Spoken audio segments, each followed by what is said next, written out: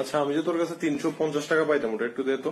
হ্যাঁ 350 না 315 টাকা, 35 টাকা আমি ওই দিন তোর রিচার্জ করে দিলাম না। এখন এইগুলো যদি তুই হিসাব করিস তাহলে তো আমি তোর কাছে 427 টাকা পাই। সরি 350, 315 না 350। আচ্ছা টাকাটা দে। ওই আমি যে তোর কাছে 282 টাকা পাই ওটা একটু দে। হ্যাঁ কালকে যে খাইতে গেলাম বিল আমি দিছি না 282 টাকা কাটাকাটি। 282 টাকা কেমনে কাটে? আমি পিজ্জা খাইছি 1 স্লাইস, তোর কাছে 2 স্লাইস, আমার 141 টাকা পায়।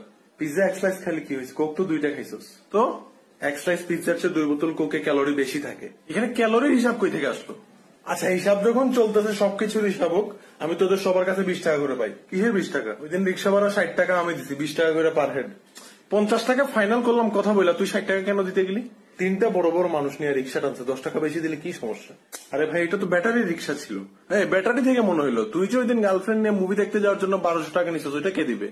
ব্যাটারি থেকে এটা কেমনে মনে হয়? এখানে ব্যাটারির কথা হইতেছে না, টাকার কথা হইতেছে।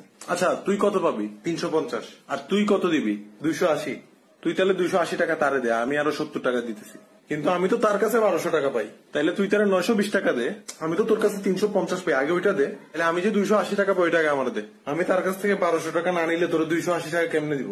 এগুলো আমি জানি না, আমার টাকা আমার এক্ষুনি লাগবে। এই তুই টাকা দে ভাই, তোর টাকার জন্য সব সমস্যা, তুই টাকা দে। আজব কথা, আমি তো আসলাম টাকা নিতে, তুই টাকা দে জলদি। মানুষের টাকা নিয়ে বসে আবার কথা বলে কি রে ভাই? আমি টাকা নিতে আসলাম, এখন আমার উল্টা নাকি টাকা দেওয়া লাগবে? আজব কথা, তুই আগে টাকা দে রে ভাই। না दस्तके ये तेरे दिल की हाँ गए